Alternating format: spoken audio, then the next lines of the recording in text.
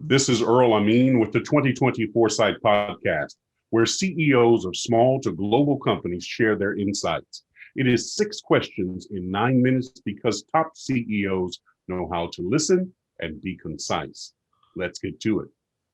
Question number 1. In just a few sentences, tell us who you are and what you do.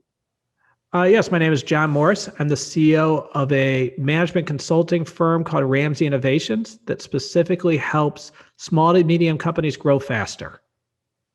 Excellent. And what's the best thing about being the CEO? One of the things I look at is, when you're CEO of an organization, you have to first understand what is the role of a CEO, from my standpoint, it is helping lead and mentor people. It is removing obstacles so that they can do their jobs and watching them grow. But one of the things I personally love is if you think about business, we have all this great information and we have to make black and white decisions with black or white outcomes.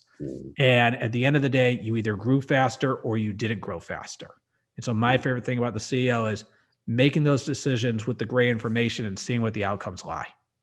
Well said. Question number 3. I hear from other CEOs that leading their team and being able to see the road ahead is a challenge. What are your thoughts? I think you really need to know where you're headed. So, one of my mentors used to say, if you don't know where you're going, every road will take you there. And so if you know where you want to be and you plan everything in 90-day increments so that you're constantly focused on achieving your 1-year goals, your 3-year goals, and your 10-year goals, you generally can make movements towards those obstacles. Very good. Very good. Question number 4, what piece of insight do you want to share with other CEOs? So I would say a few things. As I'm helping other organizations learn how to grow faster, there's a few things that I've noticed, and I'll probably break it up into 3. The first is organizational structure. You cannot try to be the best at your trade and be a CEO. So if you're a lawyer, you can't be the best lawyer and the best CEO. You have to pick one. And so if you want to create a large organization, you have to make sure that you're doing your job as a CEO. But then you need to build a leadership team underneath you. Every business sells something. They have to market something. They have to have operations infrastructure, financial infrastructure, and something to do with customers and clients. The more you can have the proper org structure where there is a leader in place and no one is tripping over each other is a huge factor. The second is financial infrastructure. Having bottoms-up budgeting where you know exactly what % goes to sales, marketing, and innovation relative to revenue, and you try to get that number as large as possible is another big formula for growth. And the third is you have to build a sales and marketing infrastructure that is larger than yourself as the founder of the company.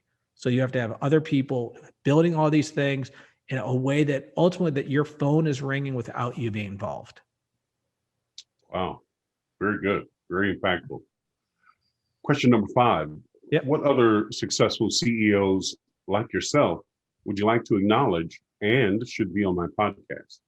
So I recommend a couple. So one, Jim Bauman, who is the chairman of Ramsay Innovations. He was the CEO of Found Education. He took it from 500 million to over $1 billion in revenue. Larry Fisher, who was the president when I was at Rise Interactive, my last company, is doing an amazing job as the CEO of Rise Interactive.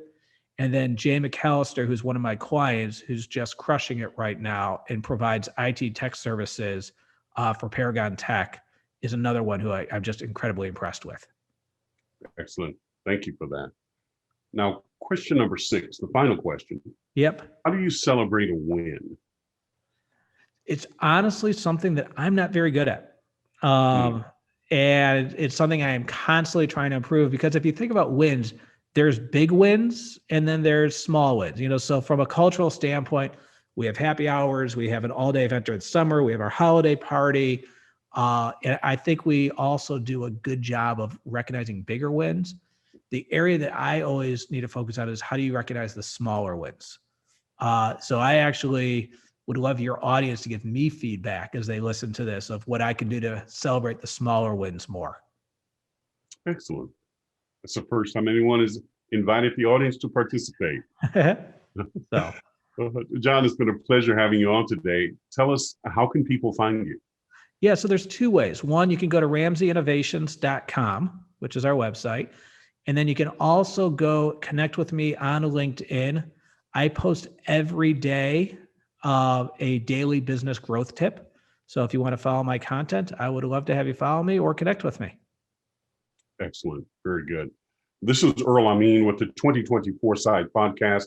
For more insights, go to LinkedIn and search for The Gray Owl Company. John, thank you very much. Thank you. Thanks for having me on here.